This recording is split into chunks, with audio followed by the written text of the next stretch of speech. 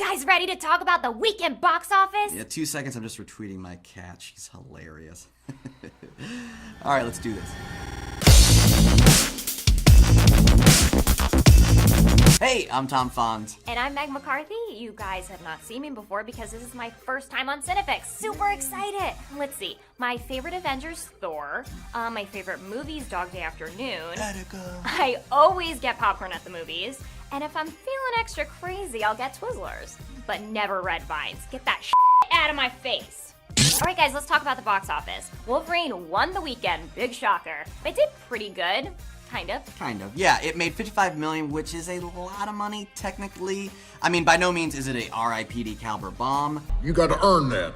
Come on. But not so great. Yeah, not so great for a comic book opening. Alright, so the last Wolverine movie did $85 million at the box office, just to give a little perspective. Yeah, even though that movie was a giant steaming pile of turd. No, I didn't mind it. You know, I loved little Liev Schreiber in it with those claws. Give me a little back scratch. Okay, I wasn't factoring that in, I guess. But I'm sorry, Ryan Reynolds as Deadpool, but he wasn't really Deadpool. He was just this weird guy with sword hands. I can't ever watch that again. Alright, well, so Tom, since you hated the first Wolverine, Yeah. do you think this is why people didn't see this one, maybe? No, honestly, I was excited to see the Wolverine because it was like, all right, great, let's clean the slate and start anew. If anything, I thought it would help it. Man of Steel was the last comic book movie to come out, and that did $116 million. And the reviews on that were, alright. So I was thinking that this was gonna do better. Yeah, absolutely. So, I don't know, it's a little bit of an enigma. Moving on, The Conjuring took second place, taking $22 million. I mean, this movie kind of came out of nowhere, and it's already the biggest horror movie of the year. It's on pace to pass $100 million next weekend, and is really good for a horror movie, and I am so upset that I haven't seen it. I'm a huge horror movie fan, and everyone I've talked to says it's amazing. I cannot wait to see it. I will see it this week. I will be watching it with my eyes closed.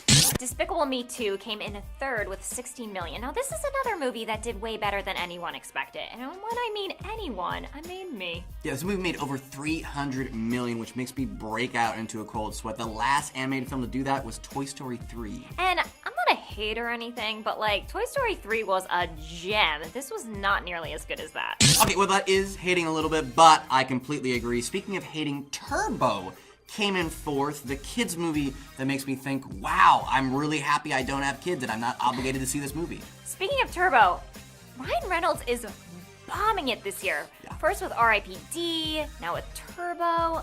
Wow, aren't you just a little ray of sunshine? I mean, what do you think this means for his career? Whatever it means, it's not good. I mean, you could say the rule of three bombs means your career is in dire straits. Green Lantern, R.I.P.D., Turbo, that's 3 right there. 3.5 if you count X-Men Origins Wolverine. Oh, and I don't want to because I don't want to admit that movie exists. Finally, Grown Ups 2 was in 5th place. This is another movie closing in on the $100 million mark, which makes me hate everyone.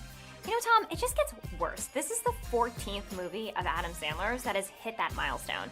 And I can't think of like more than 2 of his movies that weren't complete turds. I know, right? It's like Jack and Jill and Little Nicky were the only ones that really nailed it. Well, I'll have to take a mulligan on this one.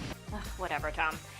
Anyways, coming out this weekend, we've got Two Guns, Smurfs 2, Spectacular Now, that movie with Lindsay Lohan and the porn guy doing it. Tom, what are you gonna see? I think I will skip all those and go see The Conjuring. You know, I might watch the Samoan Thor in G.I. Joe Retaliation, which comes out on Blu-ray this week. Thanks for watching, guys. I'm Tom. I'm Meg McCarthy. And let us know in the comments section what you guys are going to see this weekend. And don't forget to subscribe to Cinefix. Warner Brothers owns actually the domain for Batman vs. Superman and the domain for Superman vs. Batman. Get your film fix. Subscribe to Cinefix.